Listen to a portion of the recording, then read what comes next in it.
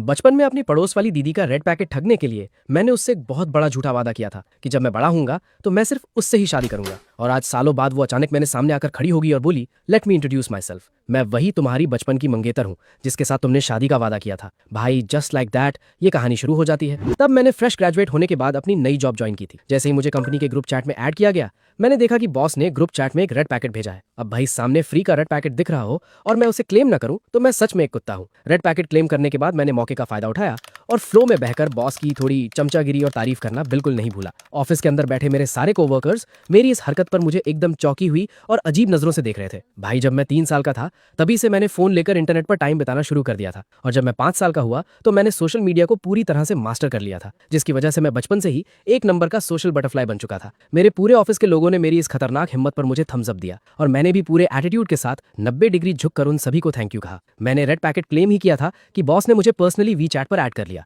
अब ऑकवर्ड ना लगे इसलिए मैंने खुद से ही एक ग्रीटिंग भेज दिया। उन्होंने कोई रिप्लाई नहीं किया। स्क्रीन पर टाइपिंग दिख रहा था लेकिन काफी देर तक एक लेटर भी नहीं आया। कहीं वो अपना रेड पैकेट वापस तो नहीं मांगना चाहती? ऐसा तो नहीं होगा। पर सोचने वाली बात है, मैंने अभी जॉब ज्वाइन की है और मेरी परफॉर्मेंस भी 0 है। मैंने खुद ही रेड पैकेट वापस भेज दिया, लेकिन उधर से सिर्फ 6 डॉट्स का रिप्लाई आया और उन्होंने रेड पैकेट क्लेम नहीं किया। मैं उस अनछुए रेड पैकेट को देखता रहा और मेरे दिल से खून के आंसू निकल रहे थे। बॉस, अगर आप अपना रेड पैकेट वापस लेने नहीं आई थी तो क्या आप उसे मुझे वापस कर सकती हैं? 24 घंटे बाद वो अपने आप रिफंड हो जाएगा। लेकिन मुझे 24 घंटे बहुत लंबा टाइम लग रहा था। पैसा अपनी जेब में ही सबसे सेफ लगता है। बॉस मेरी जिद के आगे हार गई और आखिर में उन्होंने रेड पैकेट मुझे वापस कर दिया। भले ही वो सिर्फ 21.6 युआन था, लेकिन मेरी किस्मत सबसे अच्छी थी। बॉस बिजनेस ट्रिप पर चली गई और उन्हें लौटने में आधा महीना लगने वाला था। मैं इस आधे महीने का फायदा उठाकर कंपनी के काम को अच्छे से समझ सकता हूँ, वरना बॉस के लौटते ही मुझे जॉब से निकाल दिया जाएगा। और इसका कारण सिर्फ ये है कि बॉस की एक्सपेक्टेशंस बहुत हाई है और कंपनी किसी भी मुफ्तखोर को नहीं पालती। मैंने अभी अभी ग्रेजुएशन पूरी की है और फिलहाल एक इंटर्न हूँ। परमानेंट होने के बाद सारे टैक्सेस और फंड्स कटने के बाद मेरी सैलरी 8,000 होने वाली थी। मैं इतनी अच्छी जॉब खोना नहीं चाहता था, इसलिए हर दिन मन लगाकर काम सीख रहा था और साथ ही ग्रुप में रेड पैकेट लूटना भी नहीं छोड़ रहा था। सच कहूँ तो एक ऐसा बॉस जो रोज रेड पैकेट बांटता हो किसे पसंद नहीं आएगा। मैं सच में इतनी अच्छी जॉब नहीं खोना चाहता था। कंपनी का जो ग्रुप पहले एकदम सुनसान रहता था उसे मैंने अपने दम पर लाइवली बना दिया था। पूरी स्क्रीन बॉस की मक्खनबाजी वाले मैसेजेस से भरी होती थी। बॉस कितनी अच्छी हैं, हर दिन रेड पैकेट देती हैं, मुझे तो इनसे प्यार हो गया है। मैं तो रोज ऑफिस आने के लिए बेताब रहता हूँ, बस ताकि अपनी बॉस से जल्दी मिल सकूं। बॉस के साथ काम करना मेरे पिछले 10 जन्मों का पुण्य है। अब मुझे कभी सड़क पर कूड़ेदान के पास सोने की टेंशन नहीं होगी। पता नहीं मेरी मक्खनबाजी का कमाल था या कुछ और, पर बॉस रोज टाइम पर ग्रुप में रेड पैकेट जरूर भेजती थी। बॉस पहले बहुत कोल्ड और स्ट्रिक्ट हुआ करती थी। मेरे कंपनी ज्वाइन करने से पहले लोग देर रात तक ओवरटाइम करते थे। ओवरटाइम का एक पैसा नहीं बढ़ता था और रेड पैकेट बांटना तो कभी सुना ही नहीं था। मैं हर बार अपने लुटे हुए रेड पैकेट को देखकर खुशी से फूल जाता था। जल्दी से अपने हाथ की फाइल्स खत्म करो, अभी मीटिंग होने वाली है। बॉस वापस आ गई हैं। मुझे हमेशा से लगता था कि मेरी बॉस कोई खूंखार शक्ल वाली मिडिल एज्ड कड़क औरत होगी, लेकिन मेरे सामने खड़ी उस लड़की ने गोल्डन फ्रेम वाले ग्लासेस पहने थे। वो बेहद खूबसूरत थी और उसके चारों तरफ एक रॉयल और कोल्ड ऑरा झलक रहा था। उसका अपना एक खतरनाक प्रेशर था। मैंने मन ही मन सोचा, इस लेवल की खूबसूरती के बारे में तो मैं अपने दोस्तों के सामने जिंदगी भर शो ऑफ कर सकता हूँ। मुझसे रहा नहीं गया और मैंने चुपके से एक फोटो खींचने के लिए अपना मोबाइल निकाल लिया। लेकिन उस शांत ऑफिस में कैमरे के शटर की आवाज बहुत ही अजीब और जोरदार लगी। पूरा माहौल पल भर में शांत हो गया, इतना शांत कि अगर एक सुई भी गिरे तो उसकी आवाज सुनाई दे जाए। लिनशेन, तुम ये क्या कर रहे हो? बॉस, आप बहुत खूबसूरत लग रही हैं। ग्रेजुएशन के बाद अपनी पहली ही जॉब के दिन मुझे इतनी खूबसूरत बॉस मिल गई तो जाहिर है कि मैं फोटो खींचकर अपने दोस्तों को शो ऑफ करूंगा। मुझ में हिम्मत कूट कूट कर भरी हुई थी, इसलिए मैंने बिना डरे सच सच बोल दिया। सारे कलीग्स पल भर में सन्न रह गए। कुछ ने मेरी तरफ थम्स अप किया तो कुछ चुपचाप मेरी मौत का शोक मनाने लगे। बॉस ने हल्के से अपने गोल्डन ग्लासेस को एडजस्ट किया, मुझे एक हल्की सी नजर से देखा और उनकी आंखों में जैसे एक मुस्कान छिपी थी। मीटिंग खत्म होने के बाद किसी ने कहा, लिनशन, बॉस तुम्हें बुला रही हैं। मुझे अकेले प्रेसिडेंट ऑफिस में बुलाया गया। वो इटली से इंपोर्ट की गई लेदर चेयर पर बैठी थीं और खामोशी से मुझे घूर रही थीं। तुम्हें फोटो खींचनी थी ना? यहाँ कोई नहीं है, आराम से खींचो। मेरे दिल की धड़कन रुक सी गई। मैं तो गया। जॉब लगे अभी आधा महीना ही हुआ है और बॉस को रूबरू देखने के पहले ही दिन शायद मुझे निकाल दिया जाएगा। बॉस, मुझे मीटिंग के दौरान टाइम पास और चोरी छुपके फोटो नहीं खींचनी चाहिए थी। आप मुझे जॉब से निकाल सकती हैं, लेकिन क्या आप मुझे इस आधे महीने की सैलरी दे सकती हैं? मैं तुम्हें जॉब से नहीं निकाल रही, तुम फोटो खींचो। मैंने हैरानी से उन्हें देखा। उनके चेहरे से लग नहीं रहा था कि वो मजाक कर रही हैं। मैंने तुरंत अपना मोबाइल निकाला और क्लिक क्लिक क्लिक करने लगा। मैंने लगातार 10 से ज्यादा फोटोज खींच डाली। लिनशेन एक नया एम्प्लॉय होकर भी क्या जलवे बिखेर रहा था। मीटिंग में बॉस की चोरी छुपके फोटो खींचते हुए पकड़ा गया, फिर भी जॉब से नहीं निकाला गया, बल्कि बॉस की बेहतरीन प्राइवेट फोटोज भी खींचने को मिल गई। रातों रात में कंपनी में फेमस हो गया, यहाँ तक कि नीचे वर्कशॉप में भी मेरे चर्चे होने लगे। बॉस के लौटने के बाद उन्होंने मेन ग्रुप में रेड पैकेट भेजना बंद कर दिया। इसकी जगह वो मुझे पर्सनली रेड पैकेट भेजने लगी। हर बार वो 50 युआन भेजती और साथ में लिखती, श्याओहे एक कॉफी ले आना, या श्याओहे जरा ये फाइल पहुंचा देना। धीरे धीरे जैसे ही मेरे मोबाइल पर रेड पैकेट का नोटिफिकेशन बजता, मैं समझ जाता कि बॉस मुझे बुला रही हैं। जॉब के दूसरे महीने मेरी मॉम ने मुझे घर पर खाना खाने के लिए कॉल किया। हाँ ठीक है, उन्होंने मुझे घर बुलाया है। जैसे ही मैंने घर का दरवाजा खोला, मेरी नजर सीधे मेरी बॉस सू वान के चेहरे पर पड़ी। उसने एक सिंपल और एलिगेंट ड्रेस पहनी थी, वही जाने पहचाने गोल्डन ग्लासेस लगाए थे और चुपचाप सोफा पर बैठी थी। मैं हड़बड़ाकर तुरंत बाहर निकला और बार बार घर का नंबर चेक किया। नहीं, घर तो मेरा ही था। आ गए तुम? ये सू वान है। इसे तो बचपन से ही सोशल बटरफ्लाई बनने का शौक था। तब जाकर मुझे पता चला कि सू वान की दादी और मेरी दादी असल में भाई बहन थे। बचपन में हम एक ही मोहल्ले में रहते थे। तभी मैं सोचूं कि ये मुझे जानी पहचानी क्यों लग रही थी। तुम दोनों तो बचपन से साथ पले बड़े हो, एकदम चाइल्डहुड स्वीट हार्ट्स। बाद में तुम्हारे मॉम डैड पैसे कमाने के लिए बाहर शहर चले गए और तुम्हें अपने साथ सिटी ले गए, तो हमारा कॉन्टैक्ट टूट गया। बचपन में तुम दोनों खूब साथ खेला करते थे, लेकिन मुझे तो रत्ती भर भी कुछ याद नहीं था। फिर मैंने सोचा, ये इतनी खूबसूरत है, अगर हम सच में बचपन में रोज साथ खेलते थे तो मैं इसे जिंदगी भर नहीं भूलता। पक्का मेरी मॉम फेंक रही हैं। मॉम इंट्रोडक्शन देने के बाद वापस किचन में खाना बनाने चली गई। थोड़ी देर बात करने के बाद मुझे पता चला कि आज 26 अक्टूबर है और आज सू वान का बर्थडे है। मैंने चुपचाप अपना वीचैट बैलेंस चेक किया और मेरे दिल में तेज दर्द उठा। अब तो हो गया काम। बॉस से लूटे हुए सारे रेड पैकेट आज वापस करने पड़ेंगे। खाने की टेबल पर मेरे मॉम डैड ने उसे खास तौर पर एक रेड पैकेट दिया। नहीं नहीं, इसकी जरूरत नहीं है, उसने बड़ी शालीनता से मना कर दिया और पैसे नहीं लिए। मैंने हिम्मत जुटाकर उसे वीचैट पर 888 युआन ट्रांसफर कर दिए, ये सोचकर कि वो वैसे भी इसे एक्सेप्ट नहीं करेगी। थोड़ा रिस्क लेने में क्या हर्ज है। लेकिन अगले ही पल वीचैट पर नोटिफिकेशन आया, सामने वाले ने आपका पेमेंट एक्सेप्ट कर लिया है। मेरे तो वहीं प्राण सूख गए। मुझे लगा अब मैं खून की उल्टी कर दूंगा। मैं तुम्हें घर छोड़ देता हूँ। मेरे मॉम डैड की खुशी का तो ठिकाना ही नहीं था और मैं भी मन ही मन खुश हो रहा था। आखिर उसने मेरे 888 युआन लिए हैं, तो फ्री में उसकी कार की सवारी लेना कोई गलत बात थोड़ा ही है।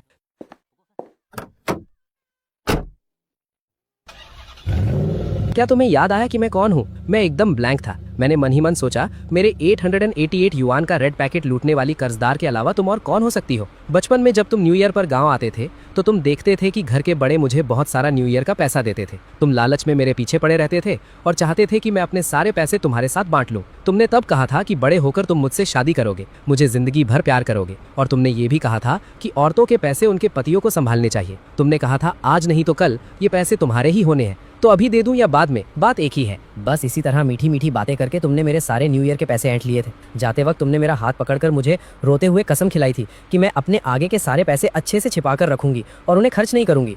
तुमने कहा था कि तुम वापस आकर मुझसे जरूर मिलोगे। मैंने घबराहट में अपना हाथ ठुड्डी पर रख लिया। मुझे डर था कि कहीं हैरानी से मेरा जबड़ा ही नीचे न गिर जाए। बचपन में मैंने इतनी घटिया हरकत की थी, मुझे तो रत्ती भर भी याद नहीं है। लेकिन लिनशन, तुम बाद में कहाँ गायब हो गए थे? मैं पागलों की तरह अपनी धुंधली बचपन की यादों को टटोल रहा था, लेकिन मुझे एक भी सीन याद नहीं आ रहा था। लिनशन, कुछ बोलो। मैंने स्टीयरिंग व्हील पकड़े हुए सू वान को ध्यान से देखा। क्या ऐसा हो सकता है कि मैं कहीं गायब नहीं हुआ, बल्कि सच में तुम्हें पूरी तरह से भूल गया हूँ? ये बोलते ही मैंने तुरंत अपना मुंह बंद कर लिया। ये बात तो मुझे सिर्फ अपने मन में सोचनी थी। मैंने इसे जोर से कैसे बोल दिया? मैंने डरते डरते ड्राइव कर रही सू वान को देखा। जैसा कि मुझे डर था, उसका चेहरा गुस्से से लाल हो चुका था। मुझे तो ये तक डर लग रहा था कि कहीं वो गुस्से में आकर आगे वाली कार में टक्कर न मार दे। सॉरी, मेरी गलती है। मुझे नहीं पता था कि मेरी बचपन की उस बचकानी हरकत ने तुम्हें इतना बड़ा झटका दिया होगा। अगर मुझे पता होता कि बड़े होकर तुम मेरी बॉस बनोगी, तो कसम से मैं तुम्हारे न्यू ईयर के पैसों की पूजा करता। बेशक आखिरी वाली बात एकदम झूठ थी, ऐसा तो कभी हो ही नहीं सकता था। पैसा तो मेरी जान है। पता नहीं ये मेरा वहम था या सच, लेकिन मैंने सू वान की एक ठंडी और डरावनी हंसी साफ साफ सुनी। मेरी आंखें फटी की फटी रह गईं। मैं उसे ऐसे देख रहा था जैसे कुछ पूछना चाह रहा हूँ, लेकिन सू वान ने मुझे पूरी तरह से इग्नोर कर दिया और पूरे रास्ते चुप रही। मेरी भी एक शब्द बोलने की हिम्मत नहीं हुई। मैं मन ही मन डर से कांप रहा था। क्या मेरी अभी अभी लगी जॉब खतरे में है? क्या पहली परमानेंट सैलरी मिलने से पहले ही मुझे बाहर का रास्ता दिखा दिया जाएगा? 8,000 की सैलरी, सारे इंश्योरेंसेस, वीकेंड पर 2 दिन की छुट्टी और ऊपर से रोज बॉस का रेड पैकेट। इतनी बढ़िया जॉब मुझे और कहाँ मिलेगी? मैं तो एक मामूली सा कॉर्पोरेट स्लेव हूँ। भगवान मेरे ही पीछे क्यों पड़े हैं? सू वान पूरे रास्ते चुप रही और मुझे मेरे रेंटेड अपार्टमेंट के नीचे छोड़ दिया। अपनी कृतज्ञता दिखाने के लिए मैंने कहा, बॉस, मुझे घर छोड़ने के लिए थैंक यू। मैं आपको जिंदगी भर प्यार करूंगा। ये लाइन तो तुम्हारी जुबान पर हमेशा ही रहती है। मेरी तो बिना आंसुओं वाले रोने वाली हालत हो गई थी। ये तो मेरा तकिया कलाम बन चुका है, अब नहीं बदल सकता। मैं बचपन से ही मीठा बोलने वाला हूँ। मैं किसी दादी को भी प्यार से दीदी बोल सकता हूँ। बस मुझे थोड़ा सा फायदा दिख जाए तो मैं किसी को भी आसमान पर चढ़ा सकता हूँ। फेस्टिवल्स में जब भी मैं रिश्तेदारों से मिलता हूँ तो रेड पैकेट लेते हुए दिल से हार्ट बनाता हूँ और मुंह से लगातार thank you, love you forever बोलता रहता हूँ। इस वक्त मेरे अंदर एक भयानक जंग चल रही थी। समझ नहीं आ रहा था कि मैं खुद रिजाइन दे दूं या फिर बॉस के मुझे निकालने का इंतजार करूं। मैंने चुपके से नजरें उठाकर सू वान के चेहरे के हाव भाव देखे। उसकी भौहें तनी हुई थी और चेहरा कोयले जैसा काला पड़ चुका था। बॉस, क्या अंदर आकर बैठना चाहेंगी? मैं खुद को बहुत बड़ा सोशल बटरफ्लाई मानता था, लेकिन मुझे एहसास हुआ कि मेरी बॉस भी मेरी ही प्रजाति की है। उसने सीधे मेरे हाथ से चाबी ली, दरवाजा खोला और अंदर चली गई। जैसे ही उसने दीवार पर लाइट का स्विच ढूंढने के लिए हाथ बढ़ाया, उन पुरानी घिसी पिटी तारों से उसे अचानक करंट लग गया। पल भर में ऐसा लगा जैसे आसपास की हवा भी जम गई हो। तुम सच में मुझे अंदर बुलाना चाहते थे या मेरी जान लेना चाहते हो? मैंने जल्दी से लाइट ऑन की और कमरे का नजारा सामने आ गया। पुरानी जमीन, पुरानी टेबल, पुराना सोफा, पुरानी अलमारी। बिल्कुल सही, मैंने एक बहुत ही पुराना घर रेंट पर लिया था, बस इसलिए क्योंकि ये सस्ता था। एक महीने का रेंट सिर्फ 500 युआन था। दूसरों को पसंद आता या नहीं मुझे नहीं पता, लेकिन मुझे तो ये पहली नजर में ही भा गया था। भले ही फर्नीचर पुराना था, लेकिन मैंने उसे एकदम साफ सुथरा रखा था। कॉफी टेबल पर ताजे फूल रखे थे, बगल में एक फिश टैंक था और एक आलसी प्यारी सी बड़ी ऑरेंज कैट भी थी। पूरे घर में एक अलग सी लाइफ थी। मैं हमेशा से अपनी जिंदगी को भरपूर जीता हूँ। कंपनी तुम्हारे सारे इंश्योरेंसेज और फंड्स पे करती है, उसके बाद भी तुम्हें 8,000 मिलते हैं। तुम ये सारे पैसे कहाँ खर्च करते हो जो तुमने ऐसा टूटा फूटा घर रेंट पर लिया है? जाहिर है मैंने सब बचा लिए हैं, रेंट निकालकर बाकी सारा पैसा सेव कर लिया है। इतने पैसे बचाकर क्या करोगे? कहीं तुमने कोई स्टूडेंट लोन तो नहीं ले रखा है? बिल्कुल नहीं, मैंने ये पैसे अपनी फ्यूचर वाइफ को पालने के लिए बचाए हैं। अपनी आने वाली बीवी के खर्चे उठाने के लिए ये सेविंग्स की हैं। तो बचपन में जो तुमने मेरे न्यू ईयर के पैसे ऐंठे थे, वो भी अपनी फ्यूचर वाइफ के लिए ही बचाए थे? हाँ बिल्कुल। मेरा मन किया कि मैं तुरंत अपने इस बकवास मुंह पर ताला लगा लूं। पता नहीं क्यों मैं जो हमेशा बात बात पर झूठ सच कुछ भी बोल देता हूँ, सू वान के सामने आते ही सिर्फ सच ही उगलता हूँ। उसका चेहरा और भी भयानक हो गया था। वो पक्का यही सोच रही होगी कि मैंने उसके न्यू ईयर के पैसे ठग कर अब किसी और लड़की पर उड़ाने का प्लान बनाया है। मैं मन ही मन रोने लगा। अब तो पक्का मैंने सुवान से दुश्मनी मोल ले ली है। अगले दिन जब मैं कंपनी वापस गया तो मैं एकदम मुरझाए हुए बैंगन की तरह लग रहा था। मैंने भारी दिल और दुखी मन से अपना रेजिग्नेशन लेटर दे दिया। मेरी 8,000 की सैलरी, मेरे सारे इंश्योरेंसेज और फंड्स, वीकेंड की 2 छुट्टियां और बॉस के वो रेड पैकेट्स, अब इनमें से कुछ भी मेरी किस्मत में नहीं था। तभी वीचार्ट का नोटिफिकेशन बजा। ये सुवान का मैसेज था, वही जाना पहचाना 50 युआन का रेड पैकेट, और साथ में लिखा था, मेरे ऑफिस में आओ। अरे नहीं, सच में मैंने खुद रिजाइन कर दिया है, फिर भी वो मुझे छोड़ने को तैयार नहीं है। क्या वो अब मुझसे बचपन के ठगे हुए न्यू ईयर के एक एक पैसे का हिसाब मांगने वाली है और सब कुछ उगलवाने वाली है? ये तो कुछ ज्यादा ही हो गया। मैं मन ही मन उसे कोस रहा था, लेकिन मेरी बॉडी पूरी तरह से ऑनेस्ट थी। मैं चुपचाप एक अच्छे बच्चे की तरह प्रेसिडेंट ऑफिस की तरफ चल पड़ा। बॉस, आपने मुझे बुलाया? सुवान ने बिना कुछ कहे सीधा मेरा रेजिग्नेशन लेटर अपनी डेस्क पर फेंक दिया। नहीं, तुम रिजाइन क्यों कर रहे हो? क्या मेरे दिए हुए बेनिफिट्स कम है या किसी और कंपनी ने तुम्हें अप्रोच किया है? वो तुम्हें कितनी सैलरी दे रहे हैं? मैं तुम्हें डबल दूंगी। सुवान बहुत ज्यादा गुस्से में लग रही थी। मैं पूरी तरह से कंफ्यूज था। मुझे उसकी बात बिल्कुल समझ नहीं आ रही थी। क्या तुमने पहले ही कोई दूसरी कंपनी ढूंढ ली है? ओह, तब जाकर मुझे समझ आया। उसे गलतफहमी हो गई थी कि किसी दूसरी कंपनी ने मुझे हाई सैलरी का ऑफर दिया है। कोई दूसरी कंपनी नहीं है। मैं तो बस अभी अभी पास आउट हुआ एक रूकी हूँ। मुझे कौन सी कंपनी ऑफर देगी? ग्रेजुएशन के तुरंत बाद वीकेंड ऑफ, इंश्योरेंसेज और 8,000 सैलरी वाली जॉब मिलना तो मेरे पिछले जन्म के अच्छे कर्मों का फल है। मेरा एक दोस्त भी इंटर्न है, उसे महीने के सिर्फ 1,800 रुपए मिलते हैं, फिर भी वो रोज हस्की कुत्ते की तरह खुश रहता है। इतने शानदार बेनिफिट्स वाली जॉब छोड़कर मुझे सच में नहीं पता कि भविष्य में मुझे कैसी जॉब मिलेगी। पता नहीं क्यों मुझे साफ महसूस हुआ कि सू वान का चेहरा और भी गुस्से से भर गया था। बिना कोई दूसरी जॉब ढूंढे तुमने रिजाइन करने की हिम्मत कैसे की? लिंशन, क्या तुम बचपन से ही खतरों के खिलाड़ी रहे हो? सू वान मेरे बेवकूफी भरे जवाब पर गुस्से से हंस पड़ी। मैंने ईमानदारी से अपना सिर हिलाते हुए कहा, मैं आजकल लोनली वॉरियर गाना सुन रहा हूँ। बिना सोचे समझे रिजाइन कर दिया? क्या आप तुम हवा खाकर जिंदा रहोगे? उसने बेबसी से अपनी बौहें मली। ये सब आपकी वजह से ही तो है। आप इतनी डलावनी है। आप बार बार मेरे बचपन में आपके न्यू ईयर के पैसे ऐंठने वाली बात निकालती हैं। मुझे लगा आप इनडायरेक्टली मुझे अपने से दूर जाने को कह रही हैं। एक बार फिर मेरे मुंह से सच फिसल गया। मुझे पक्का शक है कि मुझे कोई अजीब सी बीमारी हो गई है। जब भी मैं सुवान के सामने होता हूँ, मैं सच बोलने से खुद को रोक नहीं पाता। सुवान ने मुझे कुछ सेकंड्स तक घूर कर देखा। पता नहीं वो क्या सोच रही थी। सैलरी बढ़ाकर 10,000, वीकेंड ऑफ, इंश्योरेंसेज और फंड्स वैसे ही रहेंगे। मेरे कानों में तो जैसे धमाका सा हो गया। क्या आसमान से सच में ऐसी छप्पर फाड़कर खुशियां गिरती हैं? बॉस, आप मुझे जो भी कहेंगी मैं वही करूंगा। अगर आप पूर्व जाने को कहेंगी तो मैं पश्चिम नहीं जाऊंगा। आप ही मेरी अन्नदाता है। मेरे लिए तो आप भगवान से बढ़कर हैं। बॉस, आगे के लिए क्या ऑर्डर है? मुझे नहीं पता था कि तुम्हें मक्खन लगाने का ऐसा शौक है। मैंने अपना मुंह बनाया। क्या करूं, सैलरी बढ़ने की खुशी में थोड़ा एक्साइटेड जो हो गया हूं। उसके बाद सुवान मुझसे कॉफी बनवाने, होटल बुक करवाने, यहाँ तक कि मीटिंग के लिए उसके कपड़े तैयार करने जैसे काम करवाने लगी। मुझे पक्का शक होने लगा था कि मेरा प्रमोशन किसी आम एम्प्लॉय की तरह नहीं हुआ है, बल्कि मैं उसका पर्सनल लाइफ असिस्टेंट बन गया हूँ। पर खैर, ये भी ठीक है। अब मुझे उन उलझी हुई फाइल्स को देखकर सिरदर्द नहीं झेलना पड़ता, ना ही डायरेक्टर से बहस करनी पड़ती है। मेरी जिंदगी काफी सुकून से कट रही थी। रात को ओवर टाइम खत्म करने के बाद सुवान ने खुद ड्राइव करके मुझे घर छोड़ा। मैंने मना करने की सोची थी, लेकिन फिर मुझे याद आया कि उसने मेरे 888 युआन का रेड पैकेट लिया था, तो उसे अपना फ्री ड्राइवर बनाने में कोई बुराई नहीं है। और मैंने खुशी खुशी हामी भर दी। मेरे घर के अंदर घुप अंधेरा था। अगर कॉरिडोर में सेंसर लाइट्स ना होती तो मुझे अपना हाथ भी दिखाई नहीं देता। सुवान ने अपने मोबाइल की फ्लैशलाइट ऑन की और पूरे कमरे का मुआयना करने लगी। उसकी नजर जली हुई तारों और पास रखे फायर एक्सटिंग्विशर पर पड़ी। इस वक्त उसका चेहरा बर्फ की तरह ठंडा हो चुका था। मुझे लगा वो मेरे इस टूटे फूटे और खतरनाक घर का मजाक उड़ाने वाली है। शुक्र है उसने अपने गुस्से पे काबू रखा और कोई कड़वी बात नहीं कही। जाओ, अपना सामान पैक करो, तुम मेरे घर चलकर रहोगे। एक लड़का और एक लड़की का साथ में रहना थोड़ा ऑकवर्ड नहीं होगा?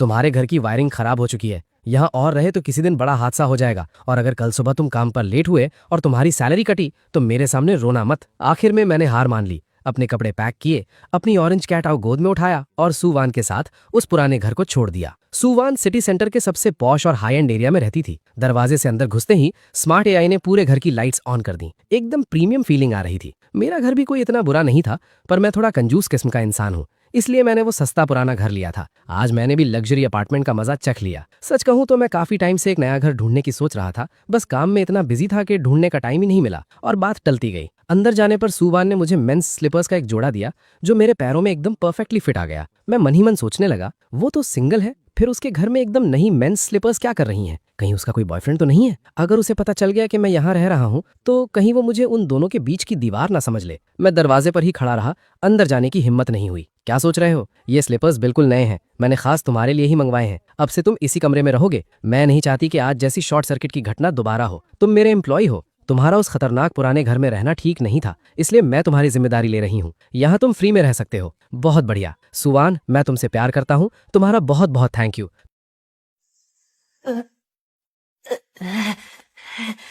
तो मैं जाकर फ्रेश हो जाता हूँ।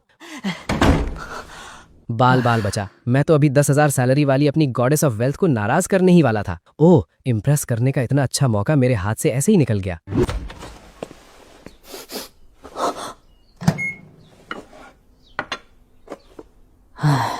सॉरी बॉस, मैं उठने में लेट हो गया। जल्दी खा लो, खाना खत्म करो, फिर मैं तुम्हें तुम्हारे पुराने घर ले चलूंगी ताकि हम तुम्हारा बाकी सामान भी यहाँ ला सकें। लेकिन मेरे घर का रेंट अभी आधा महीना बचा है। मैंने तुम्हारा सारा रेंट यहाँ माफ कर तो दिया है, तुम अभी भी उस आधे महीने के रेंट के बारे में सोच रहे हो? सच में बहुत लालची हो। पता नहीं क्यों मुझे उसकी आवाज में एक अजीब सा प्यार और दुलार महसूस हुआ। पक्का ये मेरा वहम होगा। बचपन में मैं अक्सर उसकी दादी के घर जाता था और मैंने उसके सारे न्यू ईयर के पैसे भी ठग लिए थे। वो उस बात का बदला नहीं ले रही, यही भगवान का लाख लाख शुक्र है। घर की चीजें आराम से इस्तेमाल करना, कोई फॉर्मेलिटीज मत करना, ठीक है बॉस? भले ही मैं एक सोशल बटरफ्लाई हूँ, लेकिन गॉडेस ऑफ वेल्थ के घर में मुझे अपनी हद में रहना होगा। मैं कुछ भी उल्टा सीधा नहीं कर सकता। इस दुनिया में कुछ भी फ्री नहीं मिलता। अगर मैंने जॉब छोड़ दी और हमारे बीच कोई कॉन्ट्रैक्ट भी नहीं है तो वो मुझे सीधा घर से बाहर निकाल देगी। फिर मेरे पास रोने का मौका भी नहीं होगा।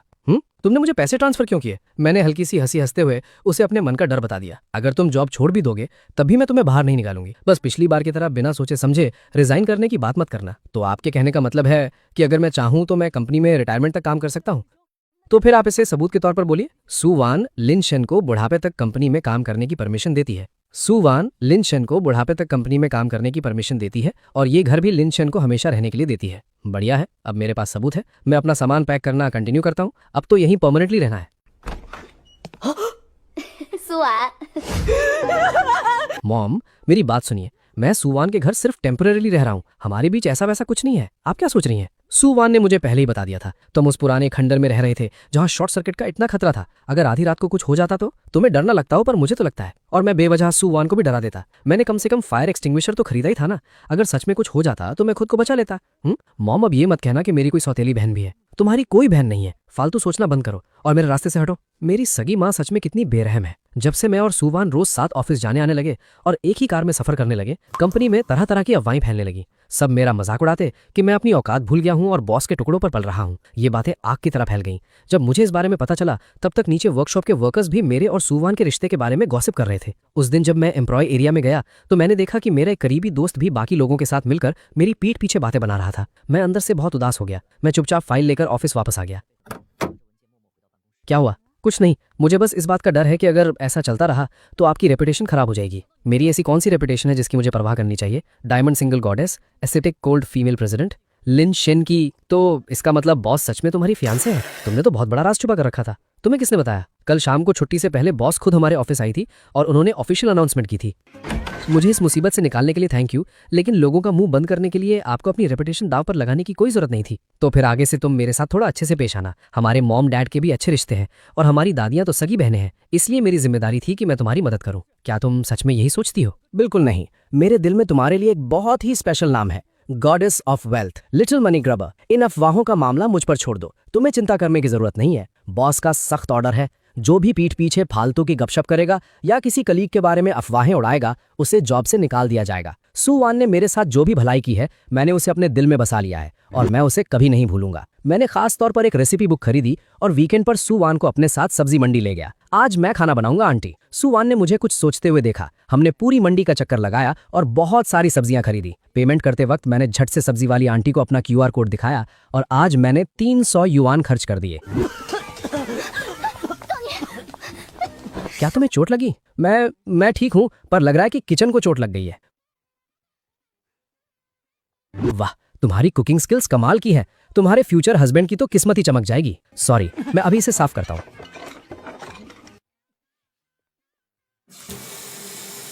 तो क्या आज रात तुम मेरे साथ सोगी? मैं जाकर अपने ऑरेंज कैट को ले आता हूं। बस उसे मारना मत, बाकी तुम उसके साथ जो चाहो कर सकती हो। तुम्हारी कैट हीट पर है, और वो भी सॉरी, पहली बार डैड बना हूं तो अभी आदत नहीं हुई है। सिंगल डैड होने का यही नतीजा होता है। तुम्हें उसके लिए मेरे जैसी एक मॉम ढूंढनी चाहिए। क्यों ना कल ही जिन दो को न्यूटरिंग के लिए ले जाए। क्या तुम उसे न्यूटर किए बिना नहीं रह सकती? ये मेरा बेटा है या तुम्हारा? चलो ठीक है, मान लेते हैं कि ये तुम्हारा भी बेटा है। अब उसके मेटिंग सीजन में तुम ही उसकी मॉम हो। सू, तुम्हें क्या लगता है कहीं जिन दो अपनी हवस रोकते रोकते मर तो नहीं जाएगा? उसका नाम TN है, वो किसी को खरोचती नहीं है, टेंशन मत लो। ब्रदर इन लॉ, सू वान अभी तक आपको पटा क्यों नहीं पाई हैं? अरे दीदी, मेरे और बॉस के बीच सिर्फ एक प्योर बॉस एम्प्लॉय का रिश्ता है। सू वान, देखो वो दोनों मीटिंग करने वाले हैं। तुमने क्या देख लिया? मैंने देखा कि वो दोनों ऐसे कर रहे थे और फिर वैसे कर रहे थे। अगली बार इतनी क्यूरियोसिटी मत दिखाना।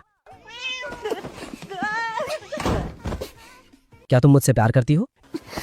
इस वक्त ऐसा सवाल पूछने से बहुत बड़ा बवाल हो सकता है। मैं खुद को रोक नहीं पा रही, क्या करूं?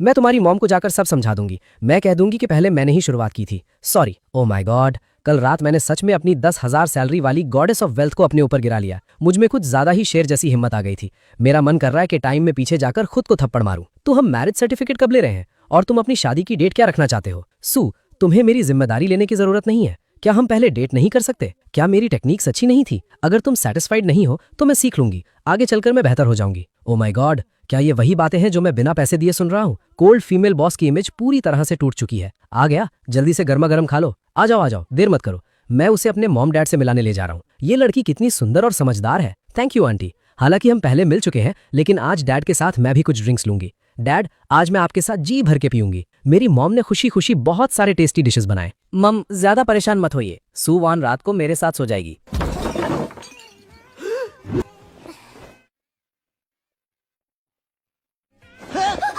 तुम नशे में नहीं हो?